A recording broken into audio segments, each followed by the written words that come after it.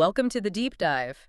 Today we're tackling what really feels like a hidden epidemic on our roads: animal-vehicle collisions. It really is. We had a lot of you ask us to dig into this, not just for the usual safety tips, but to really understand the scale of it and, what actually works to prevent it. And we have to start with the numbers because they are, honestly, they're overwhelming. This isn't just about a dented bumper. It's a massive environmental issue. So what are we talking about globally? The estimates suggest that around 5.5 million animals are killed by vehicles every single day. Every day. Every day. So you extrapolate that out, you're looking at over 2 billion animals killed on roads annually, worldwide. 2 billion. That is a staggering number. It completely reframes the problem. It does. And even just here in the U.S., it's still, what, between 1 and 2 million wildlife collisions a year? Exactly. And those come with a very real human cost, too. We tend to think about the car, but deer collisions alone cause about 200 human deaths. Wow. And over 10,000 injuries every single year in the States. So our mission today is to figure out what works for drivers, for vehicles, and also to get into the ecology of why this happens in the first place. Okay, let's start there then. The root causes. It can't just be bad luck. No, not at all. Yeah. It's really biology meeting modern engineering. Animals have these instinctual needs, Right. And our roads, they just cut right across their historical paths they take between feeding grounds, mating areas, all of it. Yeah. So you have animals like deer and elk just following these ancient roads that we've paved over. I've also heard that the roadsides themselves can be an attraction, which seems counterintuitive. It does, but it's a huge factor. The sources pointed to a couple of things. One, the vegetation on the shoulder is often young and tender, so it's good grazing. Easy food. Easy food. But the other, bigger one is road salt. In the winter, maintenance crews spread salt, and animals like deer and moose are actively drawn to it for the minerals. So we're basically creating artificial salt licks right on the highway shoulder? We are. It's a tragic design flaw, really. And then you add in the seasonal spikes. Right. Fall and spring. Exactly. The fall is mating season, the rut, so they're moving around a lot, they're less cautious. And then spring, you have migration and breeding periods. Just knowing that should change how you drive in those months. Let's talk about the animal's perspective. When a car's barreling down on them, do they see it as, like, a predator? That's the thing. They don't. They don't recognize a car as another animal. They just react to the sensory input, the noise, the speed, the size. It's just this big, unfamiliar, threatening thing. So their reaction is just pure instinct. Pure instinct. It's either run away or freeze. Which brings us to the whole deer in headlights phenomenon. I think we all assume they're just confused. It's less confusion and more. Total sensory overload. Their visual system just gets overwhelmed by the sudden bright lights. It paralyzes them. It does. Their instinct when they're blinded or cornered is to freeze, to try and hide, which is, the absolute worst thing you can do in the middle of a road. It's a survival mechanism that just catastrophically fails. And our own behavior, our speed mainly, and how we've built the world just makes all this worse. Absolutely. High speeds are obvious. They cut reaction time for everyone. But habitat fragmentation is the real underlying driver of this whole problem. You mean just cutting up their environment with roads? Exactly. Yeah. When you slice through a forest or a plain, you create these small, isolated patches. So now an animal has to cross a high-speed road just to get to food or water that used to be in one connected area. We've forced this intersection of biology and steel. That's a perfect lead-in to our next part. What to do in that moment. You're driving, an animal appears, your gut says swerve. Right. But every source we looked at said the single most critical decision is stay in your lane. It is so crucial because when you swerve, you multiply the risk to yourself and other people on the road. You could hit a tree, another car. Precisely. Your vehicle is designed with crumple zones and airbags to absorb a forward impact with an animal. It is not designed to hit a tree sideways at 50 miles an hour. So hitting the animal is actually the safer option for the driver. Statistically, yes. A collision with a fixed object or with oncoming traffic is far, far more likely to be fatal for the human occupants. Your job is to stay in control and reduce your speed as much as humanly possible. Okay, so let's break down the protocol. Stay calm, stay straight, and focus on the brakes. Yes. Brake firmly, but don't slam them so hard you skid and lose control. You just want to scrub off as much speed as you can before the impact, if it's unavoidable. What about the horn? Or lights? Use the horn, definitely. A loud, sharp noise can sometimes be enough to startle them into moving. At night, use your high beams to spot their eye reflecting earlier. But switch to low beams for other cars, obviously. Of course. And sometimes, a quick flash of the high beams can actually break that frozen state we talked about. And the one thing everyone forgets about animals like deer. The golden rule. If you see one, expect another. They travel in groups.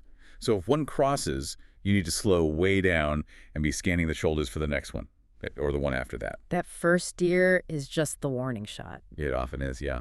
That's great advice for the heat of the moment. Let's shift now to being proactive. How do we avoid the encounter altogether? It starts with your own habits. First, just acknowledge the high-risk times. Dawn, dusk, and nighttime. That's when most large animals are active or crepuscular. So your level of alertness just has to be higher during those hours. Much higher. You should be actively scanning the roadsides, not just staring straight ahead. You're looking for that little glint of light reflecting from their eyes. And those yellow warning signs. We all see them, but do we react? And we need to. They're not just put there randomly. They're placed in spots with a documented history of frequent crossings. When you see that sign, your foot should immediately come off the accelerator. Okay, let's talk bigger picture, infrastructure. This is where things get really effective, right? Wildlife crossings. They're incredibly effective. We're talking about dedicated overpasses and underpasses that completely separate the animals from the cars. So a bridge just for moose? Essentially, yes. And the studies on these, like in Banff National Park in Canada, show they can cut collisions by over 90% in those corridors. So how do you make sure the animals actually, use the bridge instead of just walking onto the road 100 feet down? That is where the unsung hero comes in. Fencing. Long, long stretches of high, strong fencing. It doesn't just block them from the road, it funnels them. It physically guides them towards the safe crossing point. So you're redesigning the landscape to work with their behavior. That's the idea. And now technology is making this even better, moving us toward real-time prevention. You mean beyond just a static sign? Exactly. We now have dynamic detection systems that use radar or LiDAR to monitor a crossing zone. When a large animal gets near the road, it triggers a flashing sign to warn the approaching driver. Giving you those crucial few seconds to react. What about the tech inside our cars? That's catching up fast. ADS, or Advanced Driver Assistance Systems, things like automatic emergency braking, or AEB, Right. they're being calibrated now to recognize the shape or heat signature of a deer, and they can apply the brakes faster than a human ever could. And I've even seen GPS integration starting to pop up. Yeah, navigation systems are starting to map wildlife hotspots, so your GPS can give you a heads up. You are now entering a high-risk wildlife corridor. That's incredible, but sometimes a collision is just unavoidable. So let's talk about the aftermath. What's the very first thing you do? First thing is your own safety. If you can, pull over safely. Get out and check your vehicle. You can't just assume it's drivable. Hitting a big animal can compromise your steering, your lights. It might not be safe to keep going. And what about reporting it? Is that a legal requirement? It really varies by state and even by county. But as a general rule, if there's significant damage to your car, or if the animal is injured and creating a hazard on the road, yes, you need to call the police or animal control. Okay, and speaking of the injured animal, what's the protocol there? This is critical. You call for help. Local animal rescue, animal control, the police. What you do not do, under any circumstances, is approach or try to help the animal yourself. It could be dangerous. Extremely dangerous. They're in pain, they're terrified. Even a deer can cause serious injury. You make the call and you wait for professionals. Good to know. Yeah. And then there's the money side of it. Insurance. Does my regular car insurance cover hitting a moose? This is where a lot of people get a surprise.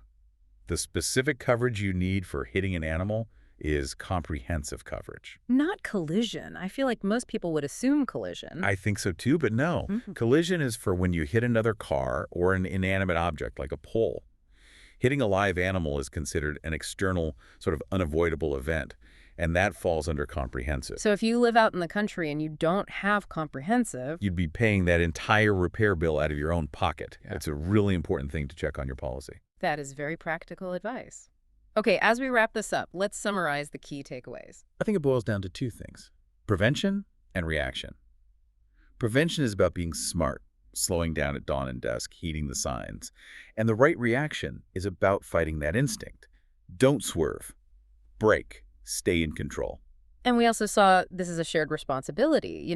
You can report sightings to help build better data or even advocate for things like those wildlife overpasses in your own community. And that brings us back to that first number, that 2 billion figure. Uh-huh. While we've been focusing on our own safety in our cars, the ecological weight of that number is just immense. That's a huge environmental impact. It is. Think about keystone species, or even small animals like amphibians during their breeding migrations, where thousands can be killed in one night. It doesn't just lower their population, it can destabilize an entire local ecosystem.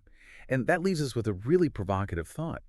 Given the scale of this silent crisis that our roads have created, how far does our responsibility really extend beyond just building a few overpasses to truly mitigate this constant, immense pressure we're putting on the natural world?